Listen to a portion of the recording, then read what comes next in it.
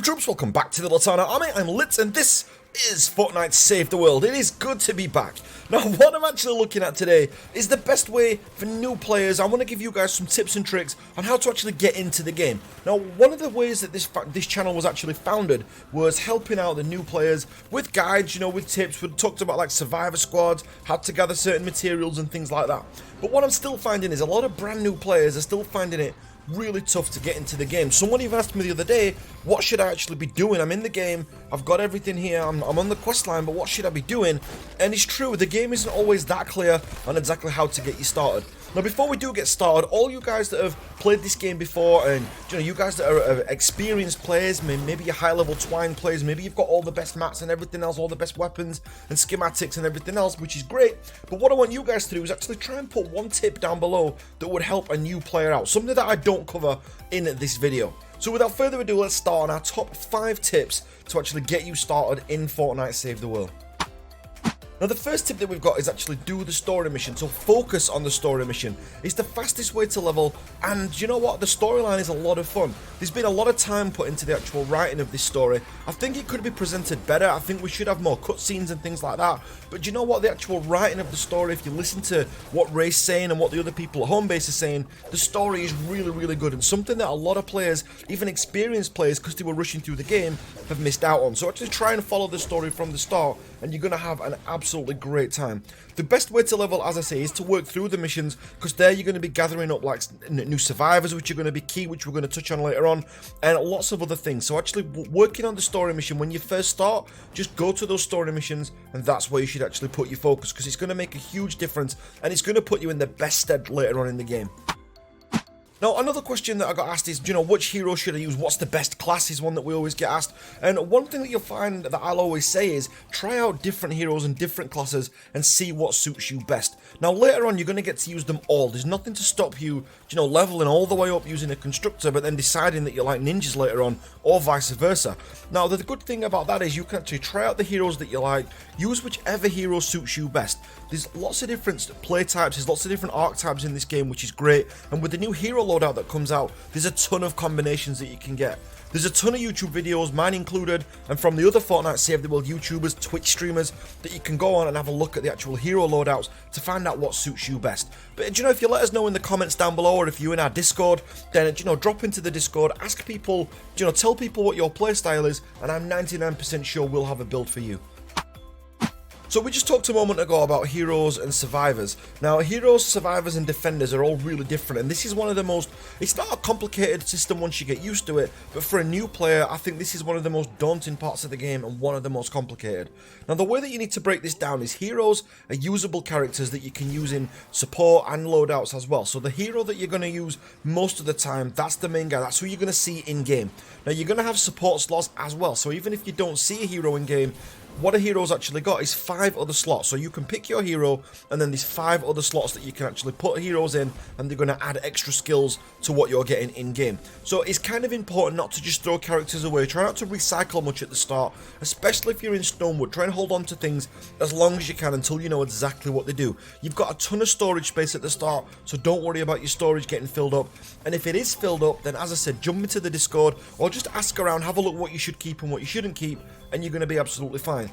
So heroes, then, they're the usable characters that you use, and they're also going to be used in your support to build up your loadouts. Survivors are different. Now, survivors determine your level in the game. So what level you actually are in the top left-hand corner where the power level is, that's going to be determined purely by your survivors. So collecting these survivors and leveling them up is actually just as important as leveling up your heroes, if not slightly more important. If you've got a hero who you've settled on and you're quite comfortable leveling up with him, kind of choose maybe 2 or 3 heroes. I mean, you could get away, if you're that kind of person, some people get away with leveling up just 1 hero, but level up maybe 2 or 3 heroes of different styles, or maybe even 1 of each class, so you can have a soldier, a ninja, a constructor, and an outlander, and just get 1 of each who you really like, and just use those. Spend the rest of your time plowing that into the survivors, because that's what's going to lift you up through the game. And the last type is defenders. Defenders are kind of like protective NPCs to use if you're short on numbers. And really, you want to use these guys most of the time in SSDs if it gets really tough, or you can use them if you're short in a mission and you could do with an extra person. It's quite a good mechanic because if you are short in a mission or there's a lack of players going for that mission, then a defender can sometimes make the difference between you failing and succeeding in that mission. But defenders aren't overly important. If you're quite a social person, then you'll tend to find that you won't need defenders very much at all. As I said, I'm coming up towards the end of the game now, and I've actually only got one leveled up, and it's all that I really need. The next tip that I've got is don't buy this game to trade or to farm V-Bucks. You can make items yourself, and V-Bucks are really slow to get. I mean, you can get them by doing the daily missions. I mean, you can probably, in a week, you know, you can be earning a decent amount of V-Bucks if you like. If this is your only way of getting V-Bucks, maybe you're young and you've got no form of like actual income coming in, so you want to get V-Bucks so you can use them in Battle Royale. But if you're doing that, trust me, you're going to be spending a lot more time in Fortnite Save the World than what you are in Battle Royale, because it takes that long to actually get the V-Bucks, or to get enough V-Bucks to actually buy anything that's worthy, if you like, in Battle Royale, that you're going to be playing a lot of Save the World if you're here just for the V-Bucks. Also, the trading side of things is not really needed. You can learn to make all the weapons yourself, and it is much more satisfying. It's okay you saying, I've got, you know, a level 130 pain train or whatever it is, whatever the latest crazy gun is at that time. The only thing is, once you've used it, guns do deteriorate in this game and the gun's going to be destroyed. So if a friend gives you a weapon to use to make your life a little bit easier, that's great. If you want to swap weapons with friends to try them out, to see if you like that weapon, to see if it's something you want to go for, then that's absolutely fine as well. That's the way that the game was kind of meant to be put together. But if you're going to trade purely just to get hold of that good weapon, then it's not really worth it. That's not really how this works. It's not how the game works. You're not going to be keeping that weapon for very long, or certainly not if you're using it, so there is no point. If it's all about status symbols for you, then happy days, go for trading. But for me, as I said, and for most people that play this game, if you actually want to get towards the end game and want to be a decent player at this game and want to make a substantial difference in teams, then trading is really not the way to do it. Which takes us on nicely to our last point, which is be social. And you know, a lot of the gripes that I see about Fortnite Save the World, and a lot of the things that people are saying is wrong with Save the World, could actually be fixed just by being a little bit more social. Now, that doesn't mean that all the problems in Save the World are down to people not being social. It's not.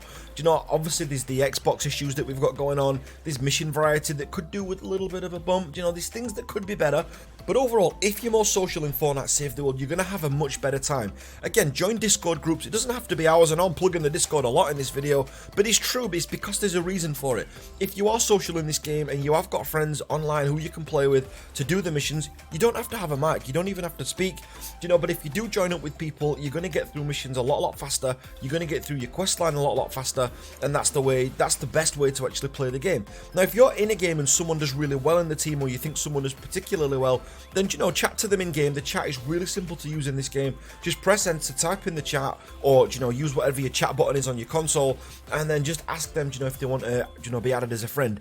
If you're doing it in the actual quest line, what you'll usually find is that person is on the same quest mission as what you are, so you can usually work through the game together, and again, you're going to have a great time.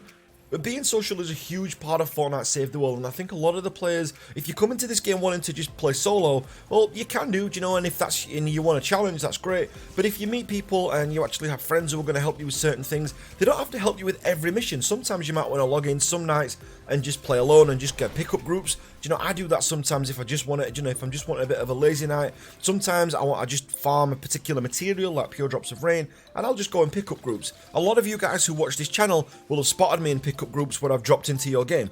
But it's just because what you'll tend to find is a lot of the time, if you want something specific doing, so if you're doing event missions, or if you're doing a specific mission that's difficult, maybe you're on the Storm King, maybe you're on a mission that you're just finding really tough, then having friends at hand is massively important in this game. Another thing that you've got is your fort stats. So that stands for your fortitude, your offense, your resistance, and your tech. Now, these all do different things. So the fortitude increases your health and how much health you've got and how quickly your health regenerates. Your offense is obviously your weapon damage. Your resistance increases the shields and how fast your shields regenerate. And the tech increases your trap damage, ability damage, gadget damage, and your healing rate by what it adds 1% per point that you put into there. Now, these are all great, you know, and you can build these up, but learn about the survivor squads later on as you go. But don't forget, there is a reset button that is on this fort stat page. Don't use that very often if you can help it. Just kind of keep the stats balanced the first time around while you're leveling up. Just try and keep them all around the same level, and then when you get towards the end game, you can always reset them later on. But if you keep them around the same level while you're leveling, you will be absolutely fine. But they're the main things, guys, that you need to look at. They're the main things. So just a quick recap on all those things. So focus on the story mission is the fastest way of leveling it, and if you listen to the story, it's a lot of fun. Try out new heroes and classes, but try and just pick, as I said, like 2, maybe 3 heroes that you really like, and then put your rest into survivor squads. Learn about the different types of heroes, you know, the different types of people to level up. So heroes, survivors, and defenders, which you've explained.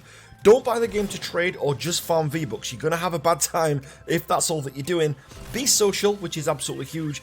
You know, because that's gonna determine your experience in the game. And then also, like I said, the bonus tip that we put on the end there is that just remember you can only reset your fort stats a certain number of times. That's one thing that Altered Carbon on another video actually pointed out to me. So just keep your stats all about level on your way up, and that's it. If you play the game in this way, then you'll be absolutely great. Just level up a few weapons as well. Holding on to grey weapons and green weapons, there's no point. As I said, try and hold on to blue weapons if you can, and just try and find out what works for you and level them up that way. You're going to get a lot of weapons in this game. You're going to be getting a lot of traps, a lot of materials in this game. You're not going to be short on anything. Now, you are going to have to farm for the base materials, but there are a ton of farming guides out on YouTube. Again, some that I've got, some that you've got from other YouTubers out there. There's just tons, there's a wealth of guides out there to actually help you out.